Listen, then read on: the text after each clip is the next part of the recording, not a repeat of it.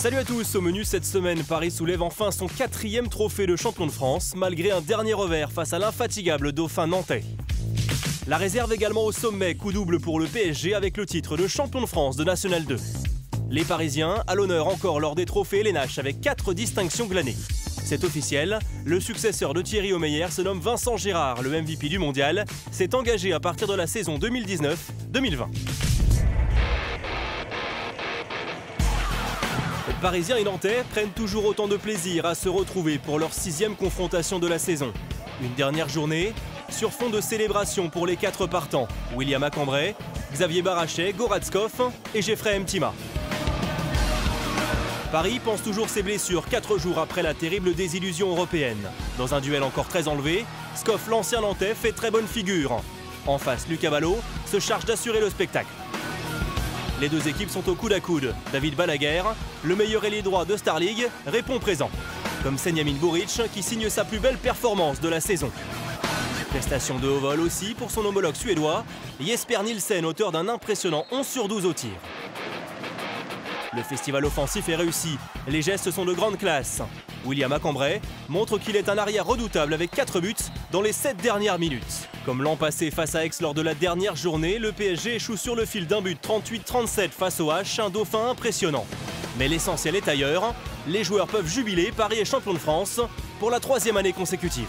Personnellement, ça a été un peu moins évident parce qu'il y a eu moins de temps de jeu que par le passé, mais voilà, le bonheur reste encore entier et je remercie mes coéquipiers pour cette belle année.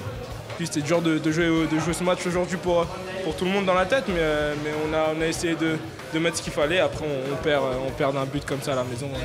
C'est comme ça, mais l'essentiel, c'est de se dire on est content de ce qu'on a fait cette saison et de maintenant recharger les batteries pour revenir encore plus fort la saison prochaine. L'heure est aux festivités, chacun se lâche. Le comique Goratskov amuse la galerie et niveau chanson, Nicolas Karabatic affiche une grande assurance.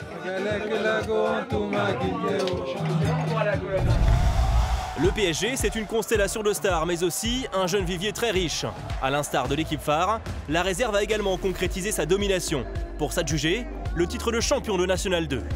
Face aux Réunionnais de la Cressonnière, les protégés de Romuald Notari ont maîtrisé la finale de bout en bout pour s'imposer nettement 33-25.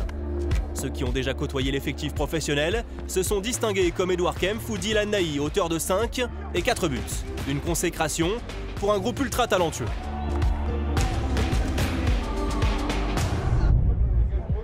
Après les trophées collectifs, les récompenses individuelles. Lors des trophées LNH organisés au Théâtre Comédia à Paris, 3 rouges et bleus ont été honorés. Désigné meilleur arrière-gauche, Mikkel Hansen a laissé son titre de MVP à Nicolas Karabatic. Le meilleur joueur du monde a également raflé le titre de meilleur demi-centre. Enfin, sur le poste d'ailier gauche, Uwe Gensheimer, en tête du classement des buteurs, a largement dominé les suffrages. Je suis content, bien sûr. C'était mon premier rang en France, et le championnat, Lille Star League, et être élu meilleur ailier gauche, c'est une très bonne chose pour moi. Le Paris Saint-Germain assure ses arrières et anticipe la fin de carrière de Thierry Omeyer. Son partenaire lors du dernier mondial victorieux, Vincent Gérard, sera parisien dans 2 ans. Au lendemain de la fin du championnat, le club de la capitale a officialisé l'arrivée du portier montpelliérain à compter de l'été 2019 pour une durée de 3 saisons.